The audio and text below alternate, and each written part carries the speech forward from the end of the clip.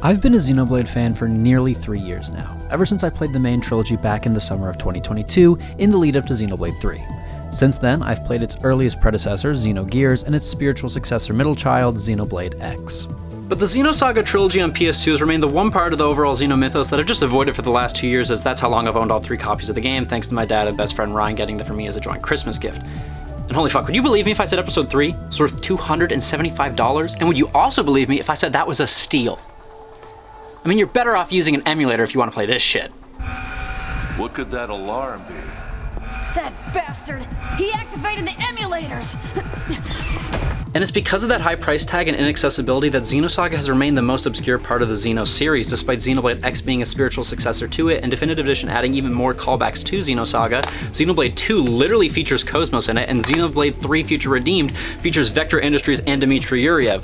So, I think with all these callbacks being added to the Xenoblade games, I think it's time we take a proper look at Xenosaga and see if this obscure part of the series is as masterful as a lot of people say it to be. I'm going to be reviewing the 3 main entries in the series along with any spin-offs that released in between, with more focus on the canonically significant ones, as you'd be pretty surprised at just how important some of these spin-offs can be to the overall narrative. I'll be recapping the narrative of each entry alongside my thoughts and opinions on each game, so think of this video as more of a retrospective recap review all bundled into one nice package as a love letter to this trilogy. I'll be providing timestamps up here if you want to experience the narrative for yourself and just want to hear my thoughts on each game, but also watch at your own risk if you don't want to be spoiled for anything Xenosaga, Xenoblade, Xenogears, and hell, anything else I probably mentioned in this video. So without further ado, here we go. Just 1 year after Xenogears' release in 1998, and after their plan to make a 6-episode epic spanning hundreds of thousands of years, with Xenogears being the 5th, was taken out back and shot in the head by Squaresoft to focus on Final Fantasy, Director Tetsuya Takahashi and several other Xenogears developers left the company to create Monolith Soft, creating a plan for a new 6-episode space opera in 1999 and starting development on Project X in 2000. 2 years later, in February 2002, February 2003 in North America, Xenosaga Episode I, De Wille zur Macht, or The Will to Power, was released, receiving pretty good reviews from most gaming outlets, shooting just a smidge lower than what Xenogears had gotten beforehand. While the gameplay, combat, system management, level design, and controls are all pretty great, I feel like things get pretty repetitive over the course of the game's runtime. My playthrough of Episode I nearly lasted 45 hours in length, and that was with minimal grinding and doing one 3-hour side quest to help the endgame bosses go along much easier, but more on that later.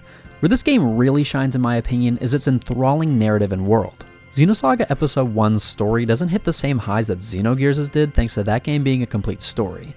Although Episode I does do a fantastic job at setting up this world, its characters, its antagonists, its deep lore, its mysteries, and its conflicts, so that you as the player become enthralled into this possible future for humanity, wanting to know what comes next for Xion, KOS-MOS, Ziggy, Momo, Chaos, and Junior, as they continue to fight against that fucking crazy bitch Albedo and the Utic organization's quest to seek out the original Zohar, the Zohar itself being taken straight from Xenogears. I mean, this game essentially is a loose sequel to it, so why not? The opening cutscene of archaeologists finding the original Zohar in Kenya in the 21st century is so mystical. It really sets up the Zohar as this unknown yet all-powerful thing made by some unknown omnipotence that humanity just happened to find and presumably wield, considering that we directly cut to the device's retrieval several millennia later. Our main character is Xion Uzuki, chief engineer at Vector Industries' 1st Division, building a battle android known as KOS-MOS to combat the Gnosis, an alien species that can weave between our world and theirs, allowing them to physically attack us, but we can't touch them. But through the use of the Hilbert effect, we can drag the Gnosis into our physical plane to bring the hurt to them. I really like how this game uses its first 10 to 11 hours to swap back and forth between several characters, like the introduction chapters for Ziggy and Momo, along with Junior and his crew on the Durandal, so that they're given time to be fleshed out on their own, with their own motives being established before getting folded into the main conflict. Said conflict being the aforementioned conflict with the Utic organization, a once renowned group that created many scientific advancements thanks to Joachim Mizrahi, a man now considered a crazed yet genius lunatic for having caused the Milshan conflict, an event that led to the near destruction of planet Milsha 14 years prior to the events of the game, and an event that practically every character involved in the main story has some amount of ties to, whether they're traumatic or not. The main conflict of Episode I revolves around Utic trying to obtain the Y data, an archive of the literal motherlode of information about anything and everything pertaining to the Zohar and other devices related to it, with the Y data itself having been implanted within Momo by Joachim during her creation, with it being Ziggy's job to rescue her. Junior enters the fold as he has all of the Zohar emulators aboard his ship, the Durandal, devices created by Joachim to attempt to match the power of the original Zohar, but while not being as powerful as, I don't know, the literal fucking God drive, they're still plenty powerful, causing the complete disappearance of planet Ariadne. Shion is simply dragged along with all of this as KOS-MOS suddenly awoke when the Gnosis attempted to steal the last Zohar emulator upon Vector's ship the Woglinde, as the android received strange orders from higher-ups to travel to Second Miltia in the aftermath, which just so happens to be where Ziggy needs to drop Momo off to the Federation government. The group travels via the Elsa, a scavenger crew working for the Kukai Foundation, a company in Metropolis owned by Junior and his brother Guinan in the middle of space, used to investigate the UTIC organization with close ties to Second Miltia's government. A member of the Elsa's crew, Chaos, spelt in all lowercase, joins the party, a wise yet mysterious guy who has supernatural powers capable of combating the Gnosis. UTIC's commander Margulis pulls the strings for the first half of the game, but eventually, Junior's once-thought-dead conjoined twin Albedo enters the stage, causing psychopathic destruction in his wake as he uses man-made horror after man-made horror. Albedo is probably my favorite character in this game. He's just so insane and eerie, and his way of speech is so poetic yet horrifying. The way he moves about and contorts draws you into whatever he's doing and saying. Like, no wonder so many fans of this game view him as their favorite character. When it comes to the actual main cast, I'd say Ziggy is my favorite. I always love hearing Richard Epcar in any role, but I just really like the concept of a man who's attempting to strip all of his humanity due to an insanely traumatic past that we only see glimpses of, but through Momo is able to slowly regain his will to continue living. We also have other characters like Nephilim, this spirit girl who warned Shion and the rest of a possible future where KOS-MOS combats Udu, a higher dimensional entity, with their clash potentially causing the end of the universe, and tells them this in hopes that their wills will change the future, and is also someone who Chaos seemingly knows well. We also have the racist and genocidal Virgil. This fuckface bitch wishes death upon practically all Realians, artificial people practically made for the sole purpose of being soldiers, to the point where he kills a group of them very early on in the game in an attempt to kill some Gnosis, which of course deservingly backfires. A genuinely sorrowful moment that really put the seriousness of the stakes into perspective. This moment is followed up with KOS-MOS doing the same thing to Virgil, shooting at a Gnosis knowing full well he's in the line of fire and not giving an absolute shit as she shoots through his back with absolutely no visible expression on her face, a moment that genuinely had my jaw drop to the floor. One of my favorite moments from the game happens when Albedo kidnaps Momo in a back alley after summoning a shit ton of Gnosis to the Kukai Foundation via a device called the Song of Nephilim, a giant ship that emits a song-like waveform that causes pure anarchy and presumably what led to the Miltian conflict. Back on the Song of Nephilim ship, Momo finds Albedo behind a pile of corpses of her fellow Realians as he cuts off his own arm and tears off his own head only to regrow them, with the young and innocent Momo being tainted by the trauma with an utterly horrified look on her face that can only leave you gut-wrenched and filled with hatred for Albedo, the sick, twisted, and sadistic bastard. It was really this scene that showcased just how effective of an antagonist Albedo is, and was what made me understand exactly why everyone loves this character so much, with his incredible voice performance only serving as a plus because holy fuck does Crispin Freeman do an incredible, fantastic job here. The end of the game has the gang save Momo from Albedo despite him getting small portions of the Y data and infesting her mind, only for some guy in a blue plague mask to save him so that he can retreat, with a guy in a red plague mask being seen earlier with Vector's CEO Wilhelm. Then, Albedo pulls out this device called the Proto-Merkaba to not only absolutely obliterate the Federation's entire fleet, but then threatens to blow up the entire planet of Second Miltia, as it's then revealed that Virgil fucking lived and he's the mysterious guy you just fought. Like, bro literally turned into some Final Fantasy final boss's final form. But how the fuck is he alive? Anywho, the gang barely managed to destroy the Proto-Merkaba before it begins to fall to Second Miltia, burning up in the atmosphere. But KOS-MOS decides to sacrifice herself to save the Elsa and by extension our main cast, her eyes turning blue in the process, a recurring thing that happens every time KOS-MOS seemingly breaks free from her programming to do something that her heart desires. She saves the ship, manages to come out unharmed, and the day is saved. To be continued. Who is the mysterious boy that looked like Abel from Xenogears with the building blocks shown intermixed between Nephilim, Chaos, Wilhelm, and KOS-MOS? How are they all linked together? What the fuck is the Zohar? Who the fuck is Udu? What do the UTIC want? What does Albedo want? What is Ziggy's backstory? What is anyone's backstory? All of these questions are left with a player to sit with and ponder until the next chapter. And holy shit, what a fucking start to a saga. If this was just the first of 6 episodes, I can only imagine how grand of a scale the entire thing would be in scope. Just this game alone is enough to satiate the need for a complete story. There's no real cliffhanger, just a desire to see where these characters in this world go next. Much better than how Xenoblade Chronicles X decided to end off its first of 6 chapters and then ditch players for 10 years wondering what the fuck that cliffhanger meant. Here, Xenosaga Episode I provided exactly what you need from the first section of a much larger narrative, an introduction to the world and characters set in a narrative that captures the viewer or player's imagination, emotion, and attention. I was desperately left begging to find out what happened next. I mean, until I walked over to my shelf and grabbed my copy of Episode II, but still. Like I said earlier, this game never hit the same highs of Xenogears, but also never went lower than in the story department, while also being a lot less complicated and convoluted of a narrative. With Xenogears, sure, I loved every second of its deep Freudian, Jungian, and Christian-inspired mythos, but that shit got so complicated by the end that I had more questions than answers, and that's because they decided to start with the 5th chapter of a 6-part series. Here, we see the beginning and are given enough background to want to know what happened prior and what comes next, and that's all that's needed. If you love the narratives of the Xenoblade games, you're gonna fucking love this shit. Xenosaga Episode I was the first fully 3D game made by Monolith Soft, but just by looking at the cutscenes you'd hardly be able to tell simply due to how incredibly polished they are. I mean, sure, the transitions between in-game to pre-rendered cutscenes is noticeable simply because there's a slight bit of buffering in the transition from one to another along with the subtitles looking different, but honestly both the in-game and pre-rendered cutscenes look just as great as one another. I think this may have been achieved by adding CG elements to some cutscenes that were already pre-recorded in-engine, allowing an even more seamless switch between the two. The character models all look excellent and have aged excellently too, translating the always wonderful character art and designs by returning Xenogears character designer Kunihiko Tanaka perfectly, really giving the cast a visual sense of originality and distinctiveness. Even just the general blocking of a scene is given such cinematic thought to the point where these shits might as well be a movie. Huh. I find a lot of people complain about how many cutscenes there are, but why? The story is so fantastic, why the hell would you want less of it? Wait, it's a game. I want to play more game. Well, fucking sorry if I enjoyed the rich narrative more than the repetitive combat and exploration. More on that in a bit, I suppose. One touch I love is just how high quality the hair effects in this game are. Especially when this shit came out in 2002 on the fucking PS2. Like, I would have never expected these characters' hair to flow like you see here, but alas, their hair be hairin', and it only adds to just how polished everything looks and how fine-tuned every aspect of the cutscenes and narrative are. This is all exemplified by the absolutely incredible and ascend-worthy soundtrack by Xenogears and Chrono Trigger composer Yasunori Mitsuda. The massive orchestra, choir, organs, all of it creates this grand symphony that truly illustrates the power, scale, and essence of the game's events, while also serving to suck the player in even more so than the narrative has already done. I already love soundtracks filled with orchestral themes, with choir vocals, like I love them. So this soundtrack surpasses Xenogears in every way for me. A friend asked me once if I had been getting bored of the same battle music playing over and over again after 40 plus hours of gameplay.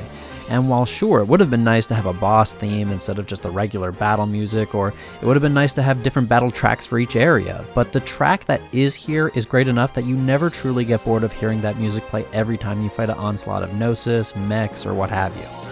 The Song of Nephilim itself is so eerie and foreboding, almost as if Mitsuda scientifically crafted it to send shivers up your spine. Albedo's theme plays pure concentrated poetic psychopathy into your ears. Just hearing the wails of the opera singers and the pain, fear, and anger in their voices is simply enough to convey just how fucked this bastard is, a perfect theme to accompany his full reveal. Nephilim's theme conveys the sadness yet ethereal nature that she gives off. Her voice is always so calm, yet the true urgency of her words is never apparent to the group. The track titled The Miracle that plays as KOS-MOS fires the PT cannon at the song will literally ascend you into the heavens. That shit is fire. There are so many more tracks that are just absolute sonic euphoria. I mean, holy shit, this soundtrack is just nothing but excellent.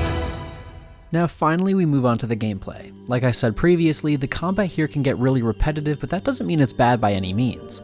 The combat here is extremely similar to Xenogears, with characters performing combos with their weapons depending on the inputs you press. A character starts their turn with 4 AP points, but if you guard or only do 1 attack instead of 2, you can save those AP points for your next turn, allowing you to do a larger special attack that deals more damage called a tech attack. The bottom right corner shows the turn order, and each turn is on a cycle, with a critical turn, boost turn, and points turn. Critical turns simply make it so that critical hits are more likely. Boost turns make it so that the boost meter fills twice as much, and points turns means that when an enemy is defeated, you earn extra tech, ether, and skill points but not experience points. The cycle then repeats with a blank turn. These turn types are also used by the enemies, including the ability to boost. A lot of the system management in this game comes down to knowing how to regularly update and distribute your ether points to update your ether skill tree, basically just unlocking spells, your tech points used for stat boosts or increase to the strength and speed of your tech attacks, and skill points that are used to extract skills from equipment and to attach to your character, like the ability to see enemy health or poison immunity. Keeping a good balance of all of these systems alongside regularly leveling up with regular experience points is key to keeping on top of strong enemies, and system management is not something I'm good at, so this took a lot of getting used to for me, but it's nowhere near as complicated as some of the later Xenoblade games. Using the boost meter allows you to have a character who isn't currently in the turn order have the next turn suddenly become theirs. Utilizing this to the best of your ability at the right times, memorizing what kind of attacks certain enemies are weak to, and utilizing those late game AoE attacks really does feel satisfying. Most battles in this game can last a handful of minutes, but sometimes you just want to get battles over with quickly when you're playing a long-ass JRPG. And even then, being able to just wipe out enemies definitely gives you a sense of progression. But the counter to that is a constant flow of challenge that does make you constantly want to improve. Still though, most of your battles are spent doing the same cycle of doing one attack to save stock, using your tech attack to deal damage and defeat the enemy. If they do too much damage to your party, use Medica all, rinse and repeat, so shit can get repetitive over time. One big issue this game faces is with its boss battles. These fucking shits take so incredibly long to defeat, I'm not even joking. Most bosses took me around 30 minutes to beat, and I don't mean including multiple attempts. I'm talking about one long, singular, continuous fight that lasted 30 minutes, and that happened regularly. I was so fucking thankful to unlock the Arid Kaiser summon before the end of the game so that I could just deal 9,999 damage to all enemies and just plow through the final area and bosses with ease, because I knew those final battles would take years off my life. I know this isn't just a problem that I've experienced either, as I've seen numerous people complain about how ludicrously long these boss battles are.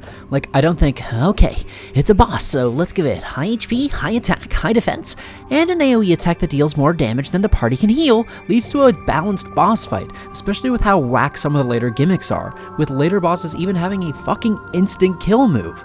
How do you even get around that? Oh, Junior has something in his ether skill tree that stops curses from being cast. How did I find that out? Game facts, of course, because God only knows my ass would have brute forced it with revives. From when you fight Commander Margulis as Ziggy and Momo and onwards, every boss is this painfully long. Fuck this shit.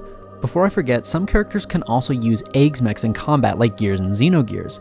You can only use one move at a time, but you can guard to charge up enough points to do a W act, essentially a much more powerful move. But eggs are a lot more of a pain than they are a tool. If you die in the eggs, that's it. The party member cannot be revived and they cannot leave the mech. They're just stuck there until the battle's over, so you're better off just focusing on your actual characters and dealing damage with them. I found having a team of KOS-MOS and Chaos as damage dealers and Xion as the healer to be pretty effective for most of the game. Now to close off by discussing the game's exploration and areas. You only move in 8 directions in this game due to the analog controls still being the same as the D-pad's 8 directions, but that never becomes a hindrance as every area is built around that fact. While no particular area stands out as all too interesting to me, I feel like a good chunk of the game had a healthy balance of gameplay with exploration and enemy combat along with cutscenes and story. Once again, I know a lot of people don't like just how many cutscenes there are in this game, about 7 hours worth, but I genuinely could care less because of just how interesting the story is to me. The first area that really dragged on for me was the Gnosis Cathedral ship. It was almost like for the first time in the game you had 4 hours of exploration, unbroken by practically any story cutscenes, with most of them just being used to establish the characters in a new area of the ship. It was the Cathedral ship that made me realize how repetitive the combat and exploration was, and why the game needed a story as good as it has to thrive, because otherwise the game just kinda slogs on. You run around these incredibly dark areas, so dark that you can barely see at all, fighting enemies that take way too long to kill. I mean, either I probably hadn't figured out the combat this far into my playthrough, or I was just weak as hell, running around areas that were way too hard and confusing to navigate. Fuck the Gnosis ship. Everyone that I know that has played this game has agreed with me that this is the biggest sore point that this game has to offer. But in my opinion, the Song of Nephilim and Proto Merkaba aren't much better. Both are long-ass dungeons with so many enemies and so many puzzles and just not enough shit to break up the pace. I mean, fuck, it took me nearly 7.5 hours to get through the Song of Nephilim, and 2 of those hours were spent fighting incredibly tough bosses that capped off the end of that shit, so at least I got some good moments with Albedo as my reward. So while this game has a deep, rich, and fantastic story with great characters and great world building, it's the slightly lackluster combat and exploration that keeps this game from being as phenomenal as it could have been, but it's still a great start to this trilogy, and thankfully it's pretty cheap on the secondhand market, so emulating it's not going to be your only reasonable way to play it. Now, it's time to move on to the first spin-off in the series. Released only in Japan in April of 2004, just less than 2 months before the release of Episode II in Japan, Xenosaga Freaks served as a short little title to tide fans over until the next main installment. The game consists of 4 modes, one being a demo of Episode II, featuring 2 trailers for the game at the start and end of the demo, with the opening area of Episode II serving as the playable section, tutorial and all, with Xion and Ziggy being added to your party despite not being in that part of the actual game in order to provide some more gameplay variety. Most of the cutscenes are skipped, with the only ones playing in the middle of the section being shown, not the ones at the start or end of the area. Either way, a pretty neat little demo that I'm sure sufficed when the game was just 2 months away. The game also features an encyclopedia mode, containing descriptions, images, videos, and voice clips for characters, objects, and factions from Episode I, including full spread looks at character and background art. The descriptions even have keywords that you can highlight that bring you to another page in the encyclopedia, which is really neat. Wish I could actually read Japanese though! The secondary main game mode is called Kotoba no Puzzle, Xenopitan, a Xenosaga-themed spin-off of Namco's puzzle game series Kotoba no Puzzle Mojipitan, which could best be described as a Japanese version of Scrabble. Once again, I don't actually speak Japanese, so placing random hiragana where I felt like it wasn't going to get me far, but even then Xenopitan doesn't feel very Xenosaga themed. Lastly, we have the main game mode that most people know Xenosaga Freaks for, that is, if you're aware of this obscure title to begin with, and that's Xenokomi, a 7-chapter visual novel taking place sometime during the party stay at the Kukai Foundation during the events of Episode I, that while apparently is canon, doesn't have too much impact on the larger series narrative. The first 6 chapters has you playing as one of the main 6 party members, with the unlockable 7th chapter having you play as Alan, with each chapter taking place simultaneously as some kind of hack and/or nanovirus takes over the Durandal and eventually Momo and KOS-MOS. The game is very lighthearted and jokey in its tone compared to that of the main series, but I don't mind that at all, as it's pretty nice to be able to see these characters deal with some goofy shenanigans. KOS-MOS' nanovirus makes her believe that everyone she's talking to is speaking cat, while chasing a cat that isn't actually there, causing destruction in her path as she tries to take out and capture the target, but to everyone else she's just wearing cat ears and adding nya to her sentences while causing reckless destruction.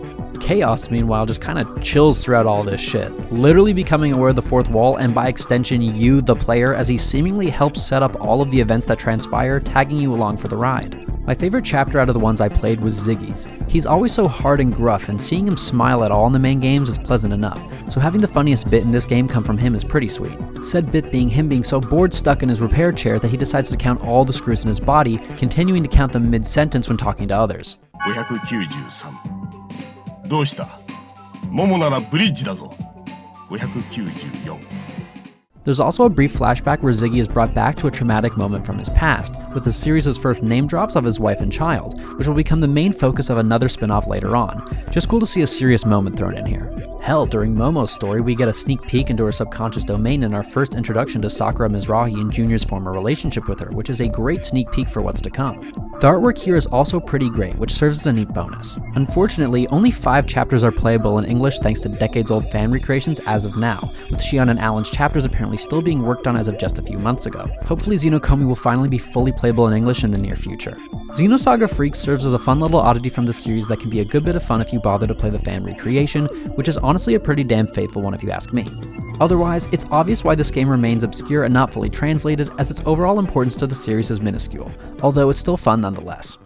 Super briefly, in November 2002, December 2002, and January 2003 in Japan, 3 audio drama CDs were released in a series titled Xenosaga Outer File, which detailed events that took place before and during Episode I. Nothing super notable here besides being more additional and presumably canon side content that doesn't necessarily have much importance in the grand scheme of things outside of featuring the backstory of Captain Matthew and the Elsa's crew, alongside the introduction of my least favorite characters in the series, Richard and Herman, whose faces are never seen in Episode II, but you will sure remember his shitty-ass line deliveries and Herman's near lack of any fucking lines at all. There do exist fan-translated transcripts of the CDs and some fan-made flash animations made to look like visual novels to make everything more easily digestible. You're watching them right now, but from what I can tell, they not only never finished the second CD, but never even started translating the third. Still, if you want to experience this in English, there are ways to do so. Development on Xenosaga Episode II, Jenseits von Gut und Böse, or Beyond Good and Evil, started shortly after Episode I's concluded, and was released in June 2004 in Japan and February 2005 in North America. Supposedly a dick ton of stuff got cut from Episode II. From the original draft to the scenario to the actual script, so much shit was left behind to the point where they had to make an entire spin-off just to make sure that Ziggy's backstory actually got covered due to how important it is going forward, which we will get to later. Episode 2's story is a lot messier than that of the first game, to the point where when making a more director's cut version of events for Xenosaga I and II on DS, Episode 2 got a shit ton of corrections made to it, as just so many things are blatantly absent from the game. Characters will die off screen and you won't even know that it happened. A new kind of mech called an ES is introduced with 2 pilots in it at once, but the eggs from the last game, never mentioned. Not once, fuck you, they're gone. But also, just kidding, the ESs aren't even properly introduced. They just show up as if you already know what they're about. I think Albedo pilots one in the first game, but I still don't think that an ES is ever explicitly introduced or explained. They keep mentioning this vessel of anima that supposedly powers them, but how am I supposed to care if I have no idea what the fuck that even means? All of these plot issues seemingly stem from Tetsuya Takahashi wanting to leave the series within the hands of Monolith Soft's younger staff, not only due to being so busy himself as president of the company, but also just to let the younger creatives take their crack at it, but at the expense of taking away all of the legendary developers that gave the first game such a unique identity. Episode 2's plot as a whole is also just significantly shorter than its predecessor, which kinda sucks when it's the best part of this game by a long shot. You see, Episode 2, in my opinion, kinda blows. Practically every aspect of this game is just worse than Episode 1. The story isn't as good, but near endgame does ramp up by a lot, and does become really interesting, but whew, does it take its time getting there. Outside of that, the graphics, soundtrack, animation, exploration, level design, combat, controls, character designs, English voice acting, all of it is nowhere near as good, if not significantly worse than the previous game, and that is a shame. It's here, with how the game is played, how it controls, functions, and just the level of polish where you begin to notice the lack of influence from industry veterans in order to make this game as good as it could have been. Like the character design. If you think these more realistic designs look better and have aged better than those of the first game, then you are just solely mistaken. The best looking characters here are all the adult male characters like Ziggy, Albedo, Guinan, and others. Why? Because they are practically unchanged. This redesign served to change all of the female and young male characters into looking a lot more realistic, and honestly, it just doesn't look good at all. A lot of characters change outfits, and that's fine, but Xion, it's like she lost all of the charm she had. Sure, I like the outfit, doesn't seem like it fit her character-wise, but sure, it's cool. But her losing her glasses, the different hairstyle, the darkening of her hair, she just looks unrecognizable. And I suppose that's also fitting, as she certainly acts out of character an awful lot throughout this narrative, like how she believes that Junior should try to reach out and make amends with Albedo, as if we didn't watch that fucker kill hundreds of thousands, if not millions of people in the last game, and possibly billions if he succeeded in destroying Second Miltia. Like, girl, be fucking for real! And her entire relationship with her brother Jin, well, firstly, he's the only character who benefited from a redesign, because holy fuck did he look weird during the credits of the last game. His introduction at the beginning is so incredibly cool and really made me excited for when I would get to add him as a permanent member to the team later in the game, but his relationship with Xion is done so weirdly here. In Episode 1, he just seems like this foolish brother she has, but then he's introduced here and you just refuse to believe they're related until we get one of the few gag scenes in the game of him just so happening to walk into the same restaurant as her, Junior, and Chaos. The whole scene is just so stupid, on some, oops, Mithra slept in the same bed as Rex, haha, and Xenoblade II type shit. These kind of light gags between the two continue until there's suddenly a really serious and out-of-nowhere moment between Xion and Jin, with Jin really believing Xion to be a burden on the party, but then the topic is never brought up again. Like, even when Jin joins the party permanently later on, it remains dropped and fully and totally unresolved. Like, sure, they seem nice at the end of the game, but like, how do we go from, I hate you because blah blah blah blah blah, to, okay Jin, see you later, I'll miss you? Just so bizarre that Xion and Junior are the most important characters in this series, yet Xion's relationship with her own brother takes a back seat, despite being the second most major player behind Junior in this game. That's right, Junior is definitely the main protagonist of this game instead of Xion. He's present for practically every moment of the story, with almost all of the conflict revolving around him, his past, and what happens between him and Albedo and the fallout from that. Not that I'm complaining, because what we have here from him, learning about his background with Sakura and Mizrahi and why he cares so much for Momo and her well-being, along with more of the backstory revolving around the URTVs, their creator Dmitry Yuriev, and the progression of Utik and even the immigrant fleet's search for the original Zohar and Old Miltia is all pretty great stuff, but actually playing through it is a different story entirely. The beginning flashback sequence of the game is pretty cool story-wise, with a lot of cool shit with Jin as I mentioned before, but it also makes it immediately apparent why the voice acting sucks so much in this game. Mainly it's from all the voice actors that serve as recasts of characters who were already in the first game. Jin's voice sounds great, and Ziggy and Junior's voice actors return, although sounding slightly more stale than usual. But Momo, KOS, KOS-MOS, and Xion have all been replaced by much, much worse voice actors that deliver the most stale line readings you have ever heard, especially KOS, who you spend the entire prologue with. Does this have something to do with the URTVs? Those designer children? Yes, that's right. We need to protect them from the coming crisis, if and when it occurs. You do realize that's a different story from what I heard in my official briefing. No doubt. He partners up with Kanan, this emotionless Realian, but KOS sounds more fucking emotionless than even Kanan. His new voice actor sucking actual balls is the only reason that I'm glad that KOS takes a backseat for practically the entirety of this game, and that fucking sucks. I loved his brief interjections in Episode 1, but here in Episode 2 he rarely ever contributes anything to the conversation. It's just sad to see. It makes it all the weirder when near the end of the game, Xion's voice actor pulls out all of her acting chops to deliver a genuinely heartbreaking performance in one scene and one scene alone. That's it. Never again. Even the dialogue in this game is weird. During cutscenes it's never really that bad, but whenever you read dialogue outside of a voiced cutscene, it just reads so weird, as if it was written by someone who's never read before or something.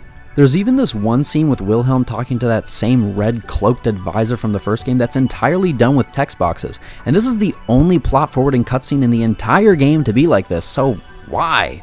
There are also some random ass characters that just pop in here and there to interfere with the party, like the aforementioned fucker Richard that just shows up twice and says, "My name is Richard," both times if I'm supposed to give a fuck. We also never see him outside of his ES mech, which is also stupid, leading me to especially not give a shit when his name is short for Dick and Herman's mech is called fucking Flaccid or some shit like that. There's this one woman named Orgula that shows up in a dungeon and Junior just straight up calls her a dumb bitch out of nowhere. You damn bitch! Like, holy fuck, dude, what's with the hostility to nameless boss goon number 3? The amount of times you defeat a boss in this game and you just cut back to the area you were walking around in with no cutscene to go in between the fight is baffling. The whiplash is crazy. Okay, back to that opening flashback in Old Milches, it provides another great example of something that this game does worse: the soundtrack. There's this track that plays at the very beginning of the game that chops and samples that fucking shock sound that frequently gets paired with the Vine Boom. And while I know that hearing this track with a modern lens is unfair, this shit still would have sucked back in 2004.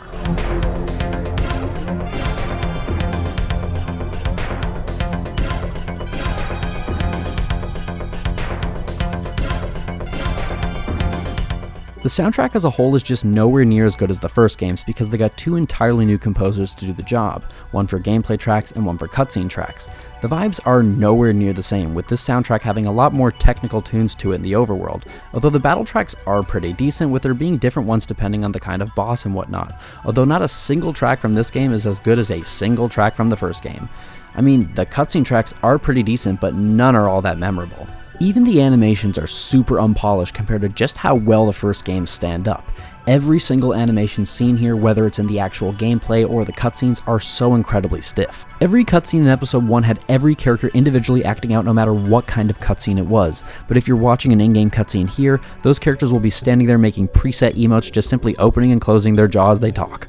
The few pre-rendered cutscenes that are in this game are pretty good. You finally get to see the emotions in the characters' eyes, and you even get some pretty sweet mocap sword fights between Jin and Margulis, among other great scenes, but these are few and far between. The exploration as a whole has also taken a massive downgrade. You control characters with full analog control now, but the camera always remains automatic. That wouldn't necessarily be an issue if your control over your character didn't get wonky every time the camera tries to slightly switch angles, leading you to be constantly moving slightly off center at all times fighting with the camera. It's just so annoying. And then the actual area layout is always weird too. Take the Encephalon dive early on in the game, for example. You walk around grassy terrain and there will be bits where you'd think you'd normally just be able to drop off, but nope, you've got to walk to flat terrain to get down there. Even at a point where you should just drop off the side of a little hill, the game has a text prompt asking if you want to go down, fading to and from black, teleporting you there instead of just programming in falling. But wait, there is falling because in the same damn area you're able to just fall off a log you're able to walk across. So why not just do that here? Not to mention that they recycle the entire summer section of the Encephalon dive for a winter one just afterwards, so you're forced to re-explore entire sections again with a different coat of paint. It was just so redundant and felt so incredibly lazy for the developers to do that. The combat has also taken a massive hit here as well.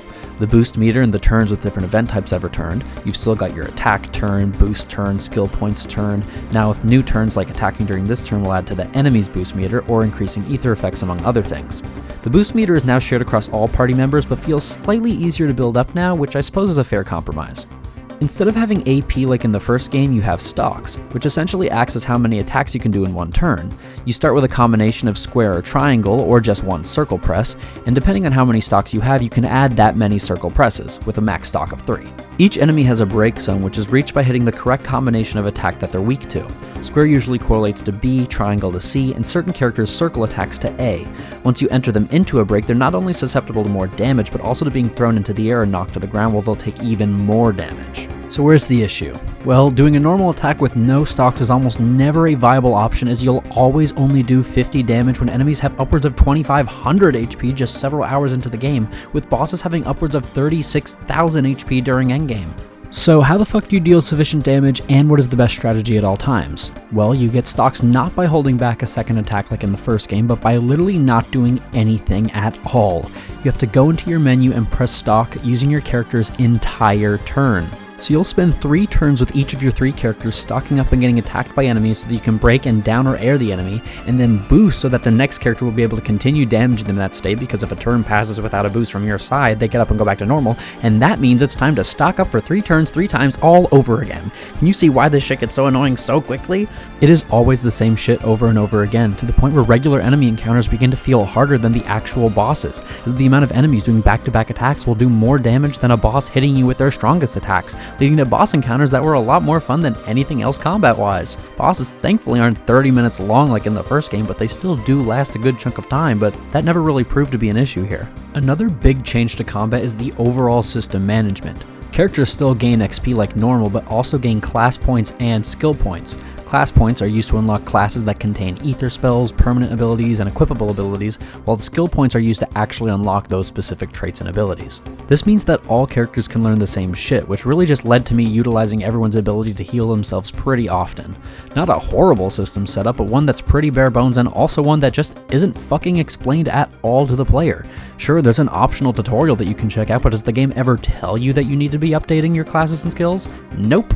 I usually stuck with a team consisting of Ziggy, KOS-MOS, and Jin throughout the entire game, sometimes swapping Junior in here and there. Ziggy and KOS-MOS have swimsuits unlocked thanks to my clear data from Episode I, so they were my MVPs from the start, because that equipment was pretty useful early on. One thing I'd like to note is that there is a really great grinding spot with Xion during a segment where she's the only playable character fighting robots on the dam run. Trust me, if you grind there until you get to level 40, and you should be around level 23 or 25 when you start the area, you'll never have to worry about another boss ever again as long as you keep fighting all the enemies you come across.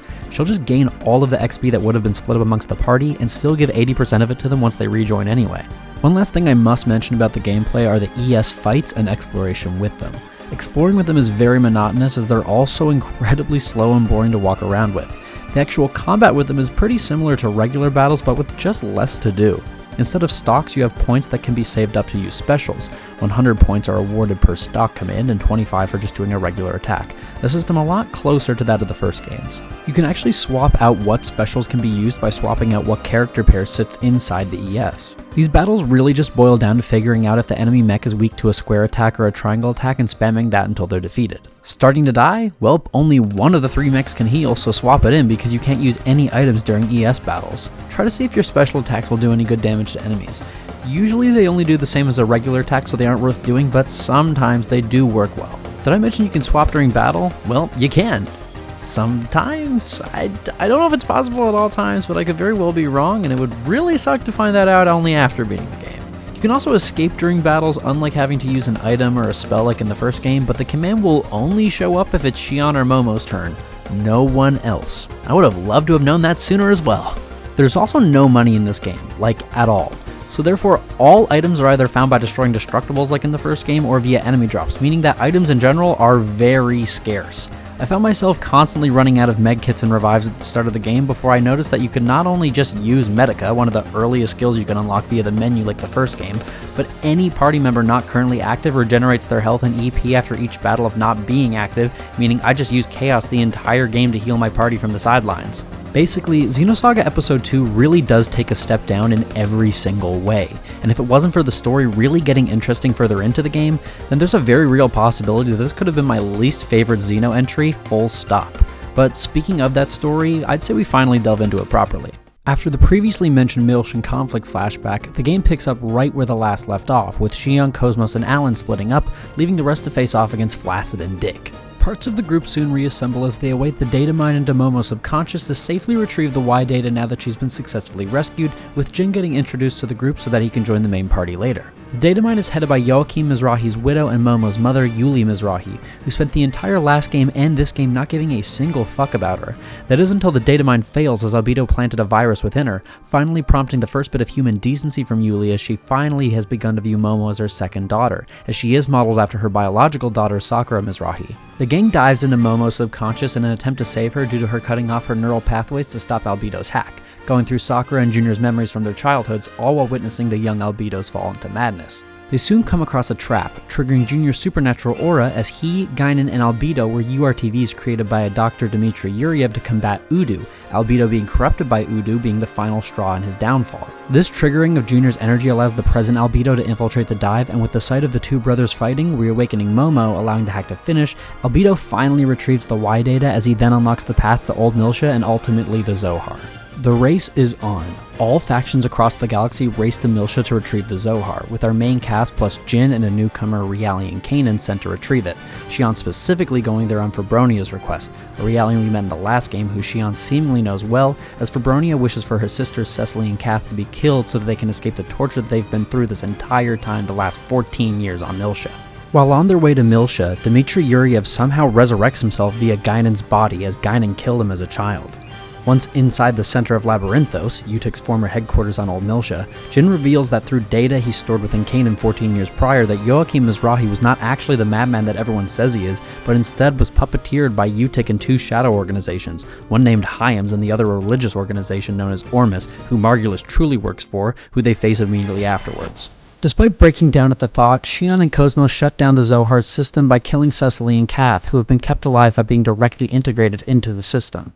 Patriarch Sergius, leader of the Immigrant Fleet, yet another religious group, steals the Zohar to use with his mech Proto-Omega, yet another device designed in the era of Lost Jerusalem, aka Earth, as one of the series' many other devices created to have the power of God. Using this mech, he destroys Old Miltia in an incredible pre-rendered cutscene, and one of the few in this game that truly awed me, as a giant skeletal structure breaks through the planet's crust, destroying the fleets in its space in a horrifying display. The group infiltrates what is now called the Omega system to face off against Sergius and Proto-Omega, with Albedo also showing up for the showdown only to be put down. They seemingly can't defeat him with the power of Omega, but the plague-masked men from before show up and fucking evaporate him like your average DBZ villain.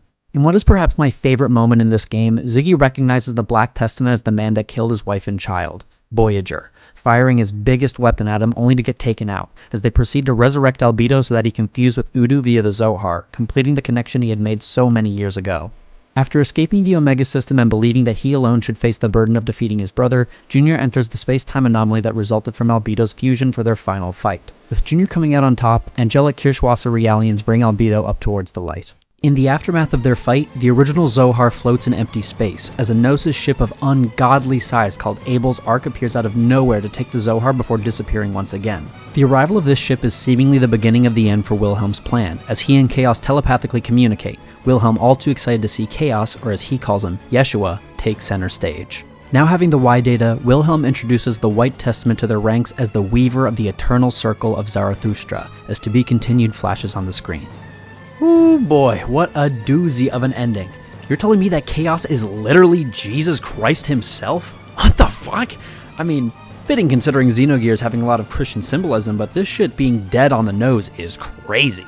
The story as a whole starts out pretty weak, but once they get to Old Miltia and shit starts kicking into full gear, man does it get good.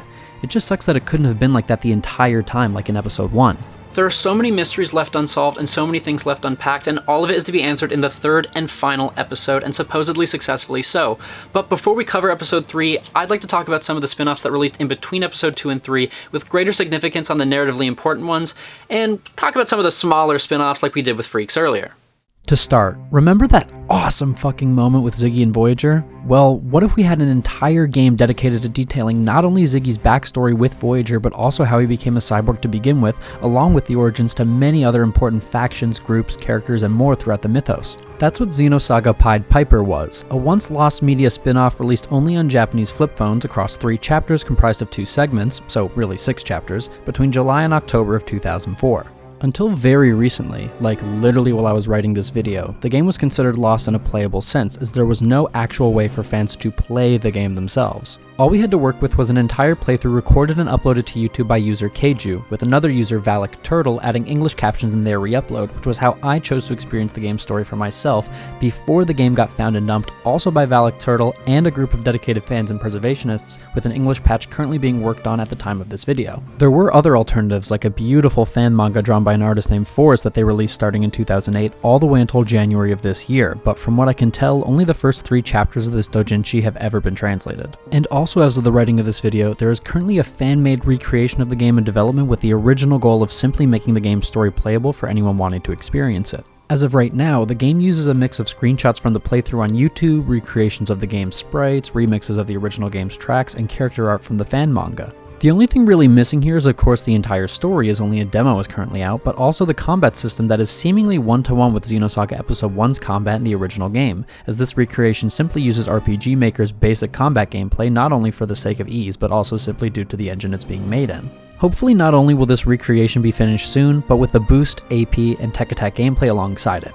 I'm sure with the full game being dumped now though that they'll have a lot more to work with here.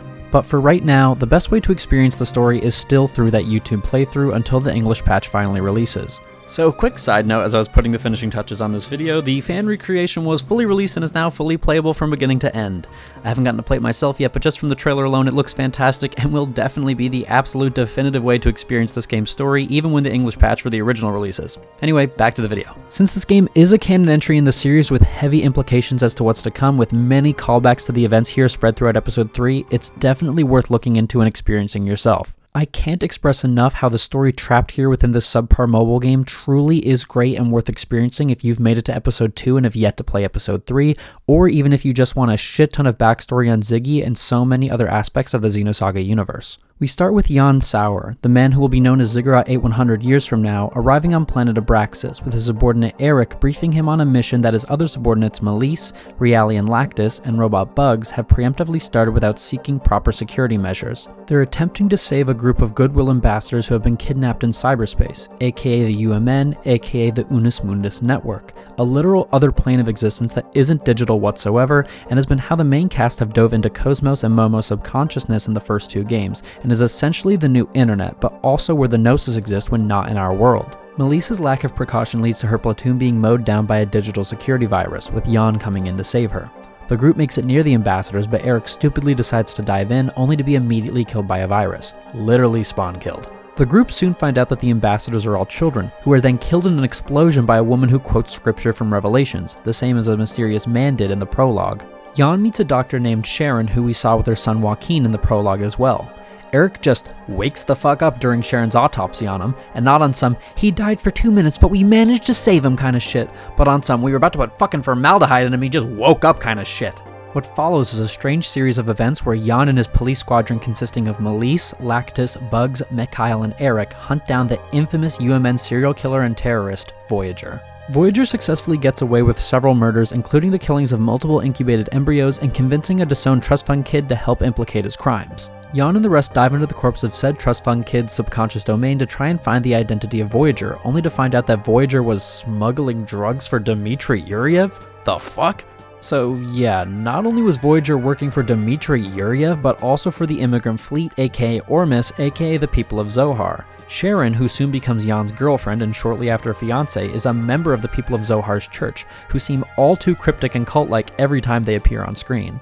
Voyager soon becomes desperate, brain-hacking Mikhail and forcing him to attack the gang, and ultimately is killed, with Sharon finally figuring out through lab reports that Voyager has been in fact Eric this entire time, but it's too late as he's dove into the UMN with no sign of returning. They attempt to chase after him, and learn that Eric's brain disability mixed with his contact with Udu has seemingly transformed him into the mass terrorist serial killer Voyager. They learn that Voyager's last hurrah is intended to be at the meeting that the people of Zohar's church intends to host to showcase the Zohar and announce their power over the Federation government now that they've had their former leader killed, a leader who intended to make amends with the Federation, and a meeting in which Jan knows that Sharon and Joaquin will be attending. It's seemingly too late when they arrive, as the Zohar overreacted, evaporating all of the people in attendance except for the priest and his men, with Sharon and Joaquin being taken by Voyager just beforehand. At the center of a giant crystalline structure, they find Eric and the Zohar, and having mind-controlled Sharon and Joaquin into wanting to sacrifice themselves on behalf of their divine power, the Zohar, he strikes them down in cold blood. Enraged by what his maker has done, Bug sacrifices himself for the sake of the greater good to stop the serial killer once and for all, a recurring motif in Xenosaga going forward, but fails to do so.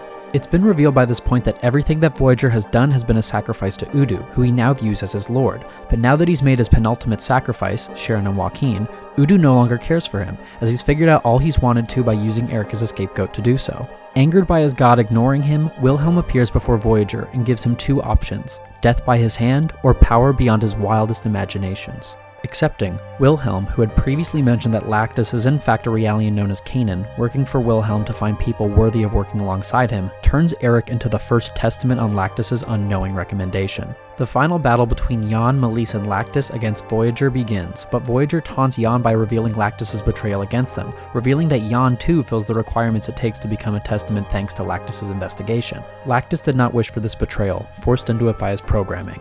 Jan, now being offered to become a testament alongside Voyager, does not wish to live eternity in a world without his beloved Sharon and Joaquin, putting a gun to his head and pulling the trigger, dying where he stands. In the game's epilogue, Melisse narrates, confirming that the police identified Eric as the culprit in the Voyager case, that Yuriev and the immigrant fleet win at odds, that Lactus had been taken back to Vector and was reprogrammed presumably due to his loyalty to his friends, that she and an anti-UMN man named Alexei introduced previously founded Scientia, a rebellion-like group that fights to uncover the truth about the UMN and a group that becomes very relevant in future entries, and that Jan's body had been repurposed into the cyborg Ziggurat 8.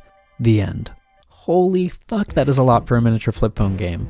While the story itself is pretty interesting, the presentation of the game makes it really hard to sink into. Sure, the later revelations and twists are cool, and I love the backstory that this provides for Ziggy and his hatred towards Voyager going into Episode 3, but holy shit does this game look like it'd be unfun as hell.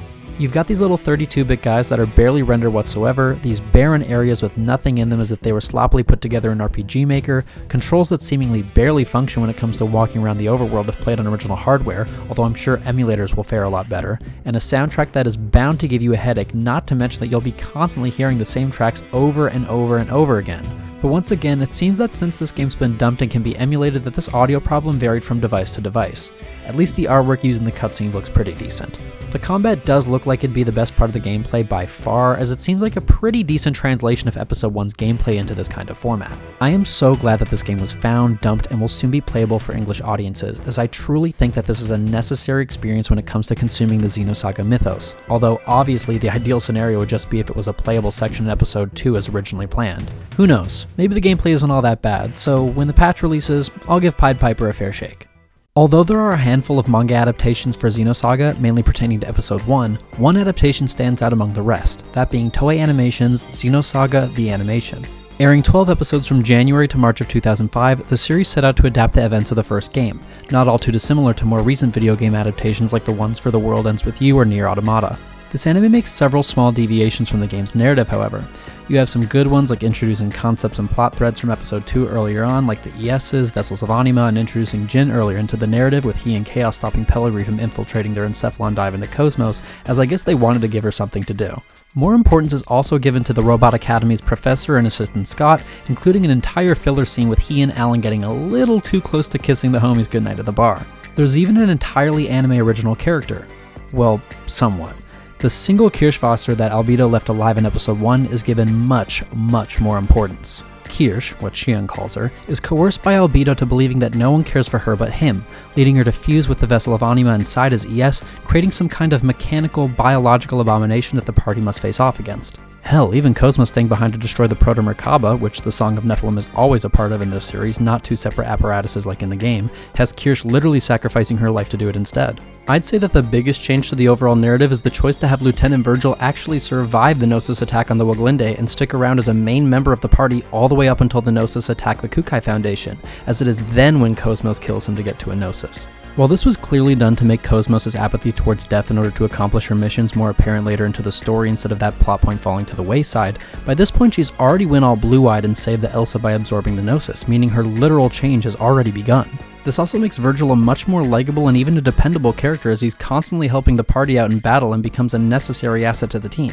The only scene that paints him in any sort of negative ways is introductory scene of him in the Realian clinic, but because they take out him nearly shooting Xion instead just firing at the wall, and him exploding the Realians, he just remains an overall good guy that I guess they want you to root for. Because of this, when we see Wilhelm with Testament red, black, and the new member blue, we don't even get to see if it's Virgil or not because quite frankly it makes no sense for him to be a Testament because we like him now. There are a handful of changes made to make the story go along quicker, like Cherenkov being taken out of the story by getting killed in the Waglinde takes out the entirety of the cathedral ship along with his backstory and the colony dock. The Song of Nephilim and Proto-Merkaba already being fused together makes sense as those two dungeons easily fit together narratively. Ziggy, Momo, and Junior's introductory scenes against Utic are taken out, with Junior's being absent in its entirety, and Ziggy's being only shown through flashbacks as he and Momo are already aboard the Elsa by the time Xion, Alan, and KOS-MOS arrive. This change specifically allows for a cool fight between KOS-MOS and Ziggy, so it was a welcomed addition to compensate for the loss of Ziggy and Margulis' full fight.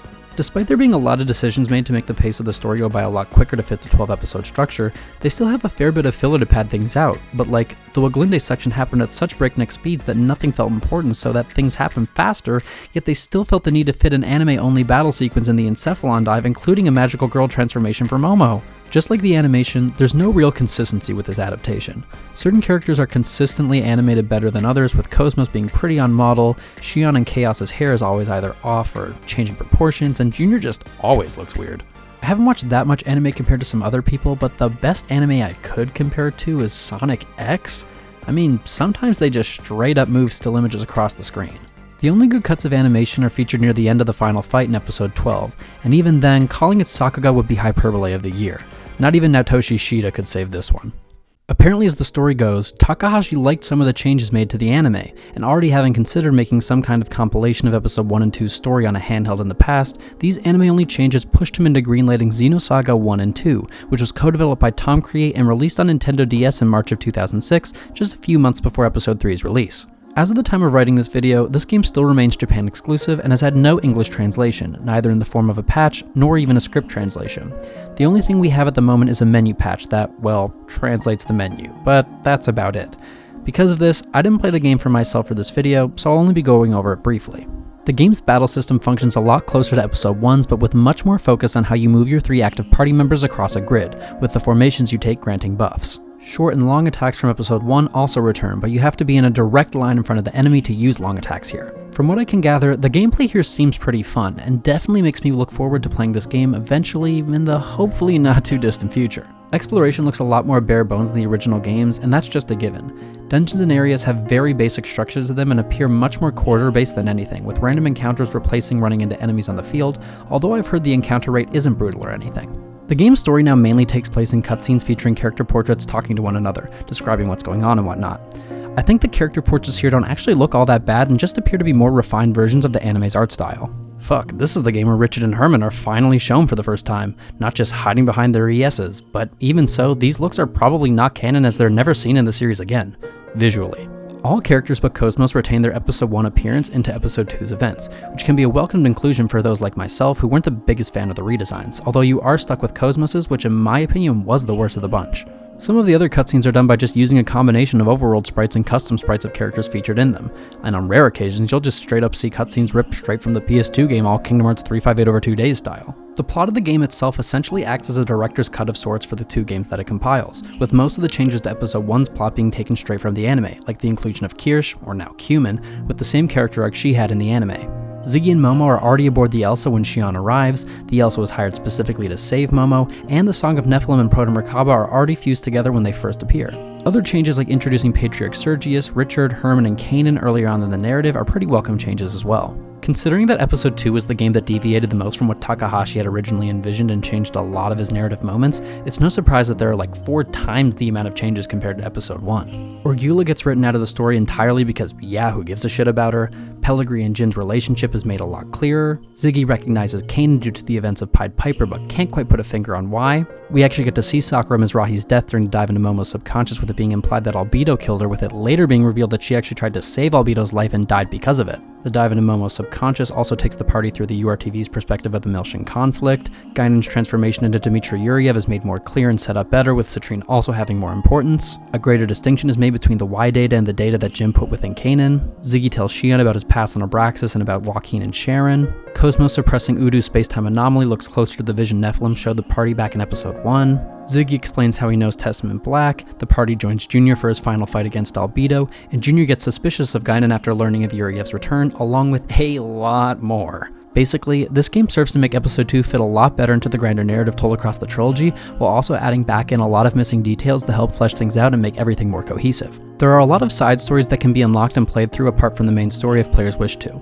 like Ziggy and Junior's introductory battles against Utik in Episode 1, along with other original ones that flesh out the world like Xion and Alan's perspectives of the Archetype attack, how Sellers and Albedo escaped Miltia, etc. Overall, this game seems to be a fantastic director's cut for players looking to refresh themselves in the first 2 games, especially before a replay of Episode 3 or something like that, but I feel like this definitely wouldn't be the best way to experience these stories for the first time despite the refinements, just simply due to the presentation and how the PS2 versions really do capture you with how it portrays their events. Still, I cannot wait to play this game when it finally receives a fan translation, and hell, perhaps I'll give it a full and proper review when the time comes.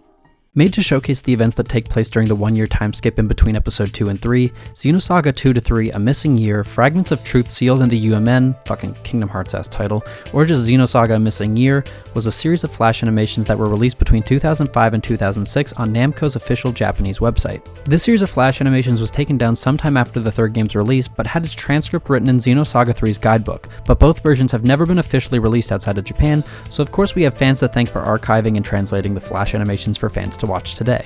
The events seen here are also recapped in the database in Xenosaga 3 and recapped by Xion in a cutscene, so no matter what, you can't really miss out on what happens here, but in my opinion it's still a good idea to experience the events for yourself before playing Episode 3. This series was split up into 6 chapters, telling the story of how Xion left Vector and joined Scientia after she and Jin attempt to save a young Realian girl known as the Maiden of Grimoire from a man known as, well, Grimoire. The flash animations themselves aren't a whole lot to chalk up, quite simply being character portraits on a background of space with text of what went down for most of them. But sometimes you're treated to some pretty cool stills that you just know would have looked incredible if animated, with some of the Japanese voice cast providing lines either in actual scenes or passive conversation as you read information.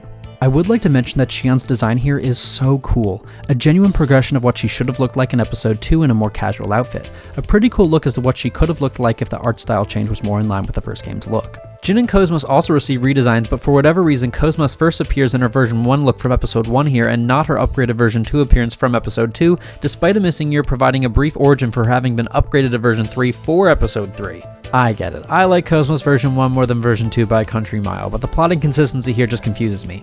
Does it really matter? No, not at all, thank you for asking. The story is told a little disjointedly, going back and forth between things that have already happened and things that are actively happening, which did make things a little confusing. The events of A Missing Year take place 6 months after the end of Episode 2 and 6 months before the start of Episode 3, in the midst of a series of events known as the Gnosis terrorism, in which Gnosis attacks began to grow more and more common, with people called Fragment Retainers or Grandies seemingly guiding the Gnosis into attacking massive populations of people. In one of these attacks, a 100 series Realian girl, the only one not to look identical to Momo, or rather Sakura Mizrahi, currently known as Grimoire's Little Girl or Grimoire's Maiden, is found by the subcommittee led by Yuli Mizrahi, who Jin is currently working for. Xion and KOS-MOS are sent out to help the subcommittee with one of these attacks, and that's where she reunites with Jin and Yuli and meets Maiden for the first time. Something about Maiden's existence feels off-putting to Xion, with Scientia seemingly wanting to destroy Maiden or at least take her for unknown reasons. One of Scientia's members, Doctus, not only successfully kidnaps Maiden but destroys KOS-MOS with her own physical abilities, prompting Xion and Jin to try and save Maiden. Once on Scientia's ship, they're convinced by them that Vector has been researching something called Lemegeton, a waveform that the Song of Nephilim served as a recreation of and what may have potentially summoned the Gnosis, with its creator, Grimoire Verum, a man from the era of Lost Jerusalem, being trapped within the UMN by Vector. An analysis on Maiden goes awry, leading to her and Xion getting sucked into the UMN in the same sector that Grimoire is within. Against the recommendation of Yuli, Jin enters the UMN in his ES to save his sister, as he's always thought that he's been failing Xion her whole life. Inside, we discover that Grimoire has been using Maiden, pretending that she is his daughter Nephilim, yes, the ghost girl from the main games, promising to give her back her memories if she finds all the fragments, presumably the people that are able to summon the Gnosis, potentially via Lemegeton, it's not clear. Grimoire has been trapped within this sector of the UMN, known as Ars Nova, for several millennia, just wanting to replace his daughter with Maiden. He finally tries to integrate Nephilim's memories within Maiden, only for her to reject them, wanting her own memories and not those of someone else, and this rejection seemingly eliminates Grimoire from the UMN, ending his existence forever. Maiden begins to transform into a Gnosis due to the fragments she collected for Grimoire, with Xion, Jin, and now the newly rebuilt KOS-MOS having to face off against her, yet Xion once again needs to kill someone in order to end someone of their suffering. Successfully separating Maiden from the Gnosis body, Nephilim helps Xion remember how she knows Maiden. When she was a child, Xion's father Suo did Udu experiments on Reali and Almadel, Maiden's true identity, with Xion supporting her during her torturous experiments. Now having finally regained her pleasant memories of her friendship with Xion, Almadel relinquishes her control over Limigeton, saving the universe and dying, happy to sacrifice herself having remembered the light in her life. Devastated by the loss of Almadel, Xion joins Doctus and Scientia, vowing to find out the truth behind Vector's shady and horrid activities. The whole ending is paired to this incredible track called My Long Forgotten Cloistered Sleep by Yuji Kajiura, who made tracks for both episodes 2 and 3. But this song here really does put a perfect cap on the story of Almadel. It is so good. So yeah, that's A Missing Year. What starts out as a pretty chill story quickly turns into one of the sadder character backstories in the Xenosaga mythos, with Almadel's only happy memories being locked away and dies shortly after finding them. Honestly, a must-watch for any Xenosaga fan, especially if you want Xion's full reason for leaving Vector prior to Episode 3.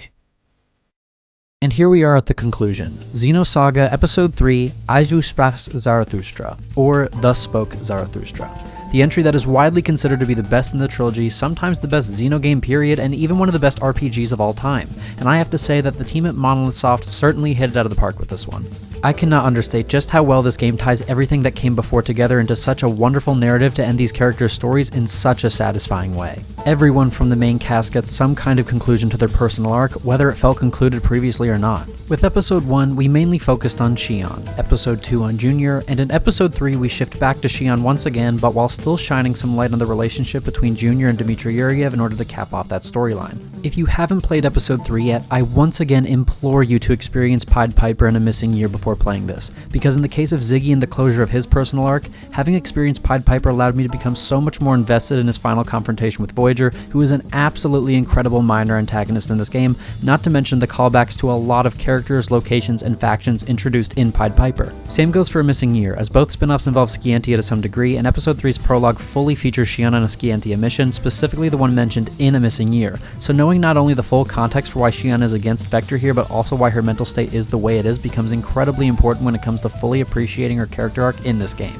Episode 3 takes everything from the first two and brings it up to 11. The story, the gameplay, the controls, combat systems, system management, the graphics, character designs, the cinematics, the voice acting, dialogue, soundtrack, all of it is absolutely incredible.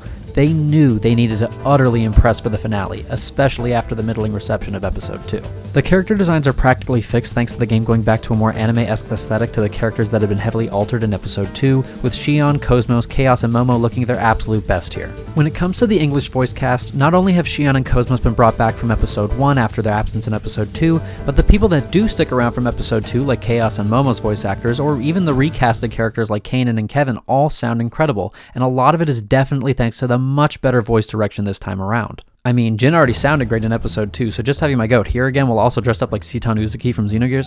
Oh, I gotta know. I will say though that for whatever reason, Junior and Ziggy tend to sound as undirected as they did in Episode 2 at times. Junior's tone can sometimes be incredibly off, seeming a lot more kiddish than he did before, and Ziggy is too monotone. Like Bro says, even I'm going to get emotional, and I just don't believe his ass. I'm not cool-headed enough to keep calm after seeing something like this. I know, this time even I'm going to get emotional. But seriously, this game looks fucking incredible. If Episode 1 was a PS2 game, and Episode 2 is a PS2 game, then Episode 3 is a PS2 game? I mean, sure, unfortunately the cinematics do lag like crazy at times when playing on real hardware, but considering just how goddamn expensive this game is, let's face it, most people aren't going to have to worry about that shit. That bastard! He activated the emulators! Like, it's genuinely so impressive to me just how great and high quality these character models look, especially in comparison to the ones from Episode 2. Like, holy Christ. The soundtrack in this game is also phenomenal. This time around we have the returning Yuji Kajiura, who composed the cutscene tracks from Episode 2, pulling out all of the stops to lay down some absolute bangers on par, if not better than Episode 1's soundtrack. Although I will say that that game's soundtrack does scratch my brain a little bit more than Episode 3's at times, but that's just a personal thing. I think the standout track for me was the battle track that plays during your final confrontation with Margulis, utilizing the motif that's been in every battle between him and Jin since their first on-screen encounter. Just so good. One thing I will quickly say about this game's story is that as the first main Xeno game to have a chapter structure, they sure fucked it up. I mean, most of the chapters range from 1 to 2 hours each, but Chapter 1 is only 20 minutes, Chapter 7 borders on 5 hours, and Chapters 8 and 9 are nearly 6 to 7 hours each, consisting of multiple locations. What I'm getting at is that this shit definitely could have been split up into 15 chapters instead. This is really just a minor nitpick, but when the swap to Disc 2 takes place after Chapter 7 out of 10, you begin to wonder why the hell Chapter 5 wasn't the halfway point. Picking up 6 months after a missing year, Shion, along with her acquaintance from Vector Miyuki, Kanan, and Doctus, infiltrate Vector's top-secret S-Line division to find out information on the UMN and the shady practices that surround it, as no one built it. It's just another plane of reality that they use as a resource. It's made very clear early on that the Red Testament is actually Kevin Winnicott, the man who originally designed KOS-MOS and was Shion's boyfriend, but was killed when the original KOS-MOS went on a killing spree upon being awakened early, and that he and the other Testaments are using something from a landmass from Lost Jerusalem called Rennes-le-Château to enact their final plan, specifically something from within the tomb that KOS-MOS was hung by the cross in front of during the dive into her subconscious in Episode 1. Jin, Jr., Chaos, Ziggy, and Momo head to investigate Rennes-le-Château and face off against Margulis, only for the Elsa to crash down into the landmass and be trapped from within due to a hypersphere, a type of energy field that is almost impossible to break through. Upon learning that KOS-MOS's development at Vector has been cancelled, Shion travels to 5th Jerusalem to visit Alan, which is also where the rest of the main crew has landed while they plan on how to save the Elsa. While there, Alan takes Shion to a weapons demonstration where the government research facility, now led by Dmitry Yuriev and Yuli Mizrahi, show off not only their new battle android Telos, who is clearly modeled after KOS-MOS, but also use KOS-MOS in a battle against Omega Res Novae, a mech that Shion recognizes all too well. Omega defeats KOS-MOS in battle but also goes berserk inside the facility as the young boy Abel pilots from within. Telos, looking so similar to KOS-MOS, alerts Shion to the potentiality of Vector, the government, the immigrant fleet, UTIC, and furthermore Ormus all working together. Not only that, and this oh so clearly not Kevin, fuckface bitch-ass loser cunt whore Roth Mantell rubbing his victory in the faces of Vector. Doctus informs Shion of classified intel from within Vector called Program Kanan, which those familiar with Pied Piper's events are all too familiar with. Nephilim grows suspicious as well, as she previously believed that stopping her father Grimoire and Lamageddon should have stopped the Gnosis. Roth Mantell decides to dispose of KOS-MOS, with Yuli taking this opportunity to save her from the literal trash compactor in order to use her most powerful weaponry to break through the hypershield and save the Elsa. With Miyuki and eventually Abel's help, they save KOS-MOS and head for Rennes-le-Château, but right after saving KOS-MOS, Shion's recurring fainting spells are revealed to be Udu contacting her from a higher dimension. Upon reaching their destination, Testament Blue finally reveals his identity as Virgil to the disbelief of Shion. Gospel from the Bible written in Hebrew is spread across the walls of these ancient ruins, reacting with the vessels of Anima inside their ESs, with the Testaments collecting said vessels from each destroyed mech throughout the game. It is also revealed here upon the White Testament's arrival that Albedo has been resurrected by Wilhelm and is now serving him. Once inside the tomb from KOS-MOS's subconscious domain, Telos arrives with Testament Red, Roth. As they duke it out one-on-one, Telos clearly overpowering her predecessor, defeating her. Shion's cry of desperation awakens something ancient within her pendant, KOS-MOS, and the tomb behind her, enveloping the group within a white light to the delight of Kevin as they all awake on Old Miltia 15 years in the past. On Old Miltia, the group save a young Virgil and bring him to Fabronia, who donates her organs to save his life, prompting the two to grow a kindling romance together despite his prejudice towards Realians. A young Shion attends the church and points them in the direction of the Elsa. The group fights a girl that is basically a direct homage to Maria from Xenogears and finally rescue Captain Matthew's hammer and Tony. Shion and Alan break into Labyrinthos in order to find out more information about her father, only to discover that he worked directly with Joachim Mizrahi and that Kevin was Joachim's assistant. The professor and assistant Scott are able to successfully rebuild KOS-MOS after her fight with Telos, but Voyager arrives in an attempt to steal her to prevent her reawakening. Ziggy arrives, finally able to confront his family's killer once more, but is met by silence upon questioning him. Seeing KOS-MOS about to be taken away, Shion jumps into action, with KOS-MOS waking up on her own to protect Shion and fight Voyager, now in her new version 4 form, much more powerful than ever before. Ziggy and KOS-MOS team up against Voyager, but he is still far too powerful for them to take on, as he seemingly draws his power from the same realm as the Gnosis, fleeing upon Kevin's request. Quick side note, but holy fuck does Voyager's voice sound incredible. Quite possibly the most intimidating villain I have ever heard. I'm sorry, but it seems your time is up. You'll pay for what you have done. We will settle this later at a more appropriate time. Farewell for now. Goodbye, Jan Sauer.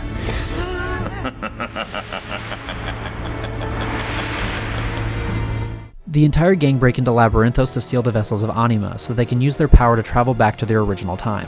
While there, Momo gets closure with her father, finally having a one-on-one conversation with Joachim where he shows excitement at getting to meet his second daughter, giving Momo what she needs to believe in her own sense of self, and finally receiving the love from her dad that she's always needed. Truly a wonderful scene.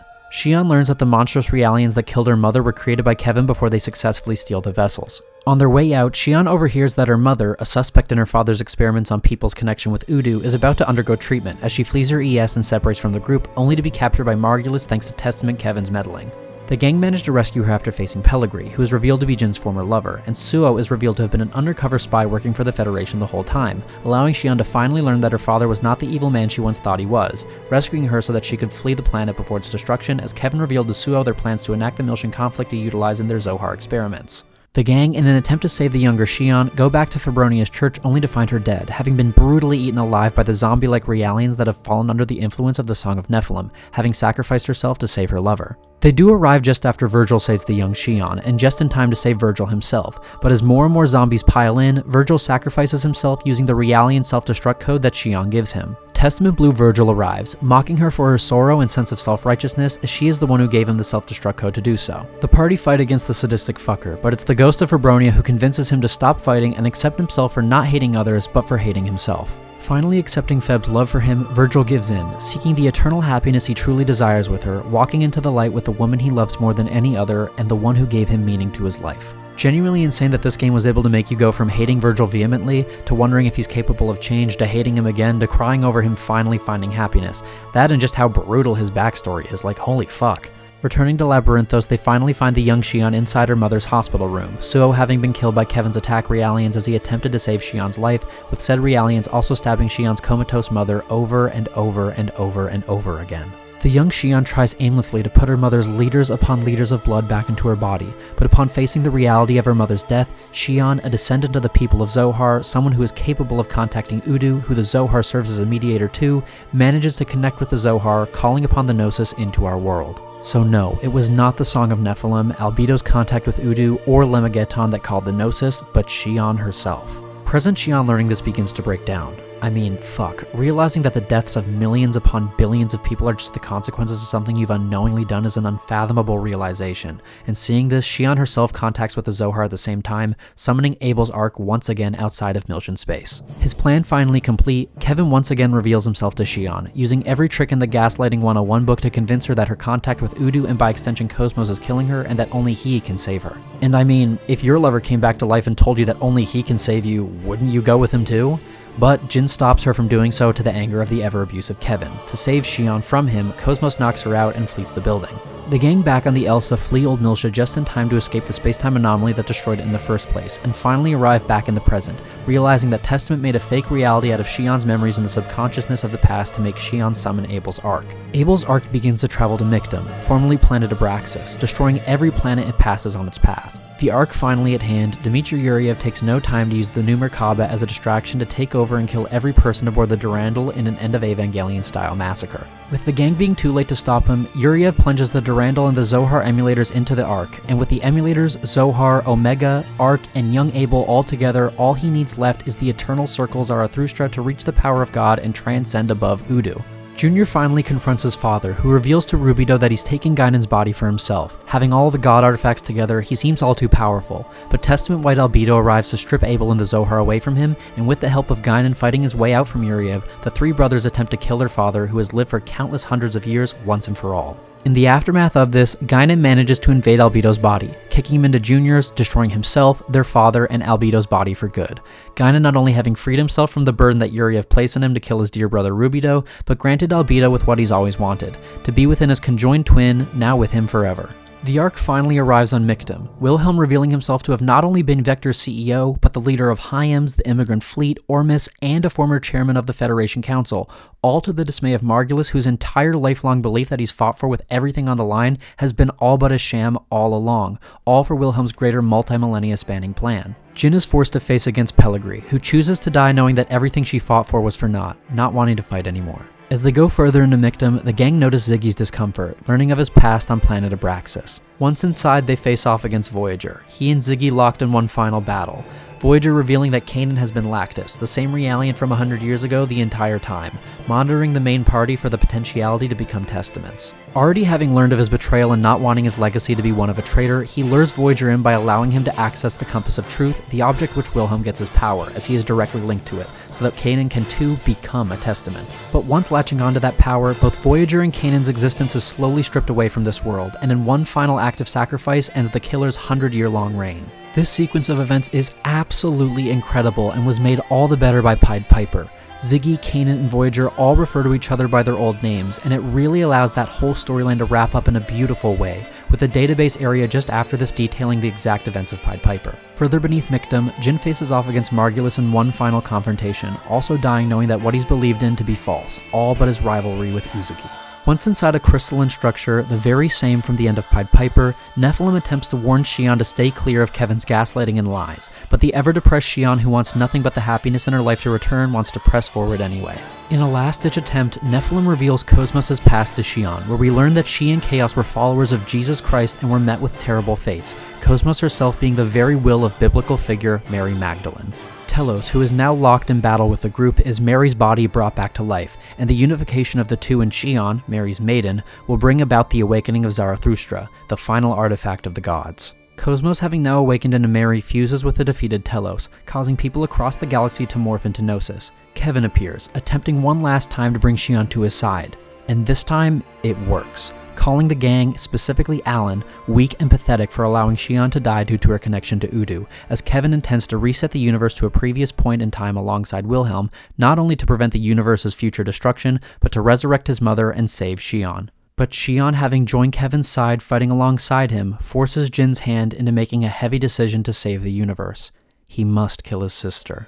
But it's ultimately Alan's choice to sacrifice himself, Kevin's decision to cut him down, and Mary's decision to save Alan's life that allows Xion to finally realize that she shouldn't choose her own happiness over that of others, leaving Kevin, rebelling against her toxic partner to save the universe. Wilhelm calls Kevin back like a dog, as the gang arrive to witness him awaken Zarathustra. KOS-MOS defies her divine purpose of destroying the mortal realm to save that of the higher dimension alongside Chaos. In seeing this act of defiance, Kevin also attempts to kill Wilhelm, whose divine purpose is to keep humanity alive via the eternal recurrence.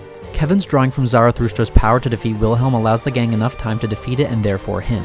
Kevin as well finally passing on, happy knowing that Xion gets to live in a universe that will not be destroyed as is fated, but as Chaos puts it, a universe that will continue to prosper thanks to the strong wills of Xion and her friends. To delay the inevitable destruction of the universe, Chaos and KOS-MOS stay behind along with Nephilim and Abel, who acts as Udu's avatar in the mortal realm, to unite their power to draw in all of the Gnosis across the galaxy in order to bring the entire part of space surrounding them to Lost Jerusalem, where humanity began. Jin helps the gang escape Mictum, but chooses to go back to help, knowing that KOS-MOS can't defeat that many Gnosis by herself, saying one last goodbye to Xion, attempting to be a good brother one last time. Jin and KOS-MOS battle against the Gnosis and both sacrifice themselves valiantly, KOS-MOS getting ripped apart and exploding herself within a Gnosis, and Jin getting pierced by a giant sword, dying just before Chaos can save him. This moment with Jin had me bawling my eyes out, such a devastating yet noble way to go. Scared at the thought of losing his life, but fighting anyway knowing that his friends will continue to fight for a greater future due to his actions as blood fills his lungs and his vision blurs. Chaos and KOS-MOS' plan succeeds, having eliminated the Gnosis and the UMN from the universe and tell the rest to find Lost Jerusalem, as the answer to how to save the universe lies there with him. In the game's epilogue, Xion, Alan, Jr., and the Elsa's crew head off on their long journey. Having no hyperspace to rely on, they slowly drift through space hoping to find the key to their salvation, all while a destroyed KOS-MOS sleeps in space, waiting for the day where she and Chaos are needed once more, drifting towards Lost Jerusalem as the game comes to a close. And thus concludes the story of Xenosaga, a heartfelt narrative about the deep connections and bonds shared between individuals and how the power of those bonds can not only last for a millennia, but share enough impact to change and reshape the world around you. A tale with incredible characters, incredible moments that'll have your heart racing, your jaw on the floor, your blood boiling, your eyes watering, but most importantly, it leaves you with a sense of hope for what lies ahead in spite of everything that is stacked against you and the world. Because at the end of the day, it's up to us to pave our own paths forward and to not walk down the ones predestined for us, as we saw with Joachim, Fabronia, Virgil, Guinan, Kanan, Kevin, Jin, and KOS-MOS. It's not just the story that makes this game as incredible as it is, but the gameplay as well. The combat here is nothing but excellent. Unlike Episode II, we're jumping into a battle meant each individual character model loading onto the screen one at a time, with nothing but silence until all have been placed onto the stage. Xenosaga III just loads straight into the fight within seconds to an impressive degree, especially considering I played on original hardware, with the only exception being after a cutscene, but I can excuse that. It isn't just the battles that have incredibly fast load times, but the UI is also just so snappy, something I really did appreciate in Episode 2 after the unnecessary amount of time it took to load Episode 1's overwhelming UI, and even then Episode 2's UI was still overwhelming, so here we finally have a concise, user-friendly UI that feels easy to understand and navigate. You know exactly where your spells are along with your equipment, which has returned thank God. Skill points have been consolidated into skill trees that feel easy to comprehend as you aren't locked to just one branch on the tree, with expanding said skill tree for each character allowing for just as much growth as would leveling up via pure experience, with unlockable bonus skill trees being found throughout the adventure. Battles have been simplified significantly now. At first you'd think they're overcompensating for how sluggish Episode 2's battle system was, but this shit is incredible. Everything is made to feel a lot more like the most modern of the game's contemporaries, with basic attacks just being basic attacks. Where strategy comes into play lies your EP and boost meters. Tech attacks are now dished out by using your EP, which is also used up by your ether. Ether packs are extremely limited in this game and seemingly cannot be purchased at shops, so you have to be a lot more conservative and weary about how much EP you're consuming to dish out more damage to foes with your tech attacks, your elemental attacks, buffs, debuffs, or healing with ether, at least until you find the next save point to replenish yourself. Boost has been made a lot more strategic now, as the player has to decide between utilizing it to jump a character's turn forward like in previous games, or this time you can fill the boost meter to dish out special attacks that deal large amounts of damage to enemies. If you defeat an enemy with one, you get 1.5 times the XP, meaning that finishing a boss with one of these bad boys is the ideal way to go, especially when you get AoE special attacks further into the game, wiping out waves of enemies all at once. But when you start facing the endgame bosses, you really gotta be cautious on whether you want to use boost to increase your turns or conserve them to dish out massive damage. Combat also contains one new gimmick, Break, which at first seems similar to Episode 2's gimmick of the same name, but instead of comboing an enemy into Break and needing to use boost to maintain that status, here you're supposed to use specific Break tech attacks to dish out break damage, and once you deal enough break damage, the enemy will be knocked down for a few turns, allowing you to deal more damage with a higher chance of criticals. The catch is that you're also vulnerable to break damage, and bosses love to make you remember that, with AoE attacks that deal tons of it to your whole party. You do have the ability to heal break damage, but better versions of that spell are earned pretty late into the game. Gnosis also have the ability to crystallize your party members now, removing their entire slot for the rest of the battle if you don't swap them out within 3 turns, with Chaos being the only character automatically immune to it. So yeah, you can also swap a party member out for another at any time during battle, which is such a welcomed feature and allows combat to be a lot more fleshed out than it otherwise would be. It also didn't feel like there was a superior 3-person setup this time. I found myself constantly swapping characters in and out of the active party, but of course I usually tried to stick to my favorites. I also like how they try to add guest characters in here and there, like Alan, Miyuki, and Kanan joining in at certain points throughout the story. Xenosaga III actually has a second battle system as well that's just as great as the main one, and that's what the ES is. Unlike Episode 2 where ES battles were even slower and sluggish than the main battles, here they're actually much snappier. Your ES is given a certain amount of power, and depending on what weapon you've equipped to the ES, you can pull off 3 different attacks, being able to do as many of those attacks as your energy meter permits. Have 2 attacks that cost 400 and you have 800? Well, you can do both. Want to do 8 100-point attacks? Do 8 of them. Killed an enemy before your next attack? You'll just move to the next enemy over. It's so quick and snappy and just so satisfying to pull off. My MVP in these battles was definitely Jin ZS, as seeing him slash enemies in one hit back to back was always awesome. You can also try to land as many hits as possible with smaller attacks to get another teammate to join in with a free extra attack, so the decision is ultimately up to you. Throughout the game you get upgrades to your Anima gauge.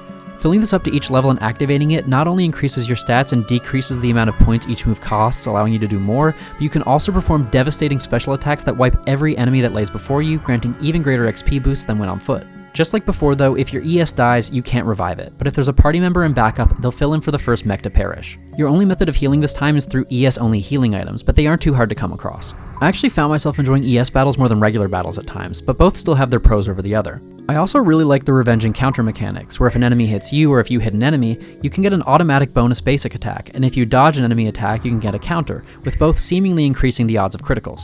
Anywho, the combat overall in this game is incredible, and not only just the best in the series easily, but perhaps one of the best turn-based systems I've ever experienced. Now, this is coming from a guy who hasn't played a lot of turn-based RPGs, but whatever, let me eat my cake. Exploration also feels great here. The automatic camera works wonderfully, and moving around never feels clunky like it could in the first 2. All control issues have been ironed out here, just like everything else in the game. Just wonderful. A great feature added here is the database, a huge, database of loads and loads of terms pertaining to the Xenosaga mythos, whether it be recaps on episodes 1 and 2, recaps on A Missing Year, Pied Piper, and apparently even mentions of Freaks' Xenokomi. You've got character bios that provide extra insight, like Yuriev being created specifically around the year 4000 TC, or KOS-MOS emitting a blue light as she falls back down to Earth, Future Redeemed anyone, or even just definitions on basic terms that can be a lot to comprehend for some players, so it's really nice to essentially just have an expanded glossary here, with some in-depth tutorials on combat included. So yeah, overall, I cannot recommend Xenosaga 3 enough. Sure, you have to play through 2 lesser main games, a probably unfun and once lost mobile game, and a series of 2005 slideshow animations to fully understand and appreciate the beautifully woven narrative that this game and the series as a whole delivers, but I truly think that this is all worth it to get to this endpoint. Every step in this journey is filled with such incredible storytelling and world building, and I just wish it kept going because I can't get enough of it, or even if it just got a remaster. But I'll wait with bated breath to see if Bandai Namco finally sees the success of Xenoblade and gives Xenosaga the respect it deserves. But just because we haven't gotten a new Xenosaga game in 19 years doesn't mean that its characters haven't showed up in other games, with KOS-MOS appearing in so many that she's been dubbed the crossover queen by fans. KOS-MOS has appeared as a card in Baten Kaido's Eternal Wings in the Lost Ocean, her outfit appears in Soul Calibur 3, Tekken 6, Tales of the World Narakiri Dungeon 3, Tales of Vesperia, Tales of Arise, her X-Buster can be used in the aforementioned Tales of the World along with Tales of the Abyss, and KOS-MOS herself has made small cameo appearances in Tales of Hearts, Venus and Braves, and Tales of the Rays Recollection. Outside of those, KOS-MOS has maintained a leading role in Monolith Soft's crossover series, appearing in all 5 games alongside original characters that appeared in each entry. Those being Namco Cross Capcom alongside Shion and Momo, Super Robot Tyson OG Saga Endless Frontier alongside Telos, its sequel Super Robot Tyson OG Saga Endless Frontier Exceed with Telos now as a villain, Namco Cross Capcom's full sequel Project X Zone with Telos as an ally, and Project X Zone 2 with Telos once again being an antagonist with Mecha Fiora from Xenoblade 1 now acting as her ally, marking the first crossover between Xenoblade and Xenosaga to my knowledge. I'd actually really like to check out this crossover series by Monolith Soft, but not only am I super unfamiliar with strategy RPGs, but I'm also super unfamiliar with a majority of the franchises in these games, so maybe not for a good while. Since then, KOS-MOS and Telos have appeared as unlockable blades in Xenoblade Chronicles 2, and Vector Industries and Dmitry Yuriev were both mentioned in Xenoblade Chronicles 3 Future Redeemed and the now iconic radio scene, with the blue light that falls down to Earth at the end of that game potentially being KOS-MOS falling down to Lost Jerusalem. I believe that to be the case, for now at least.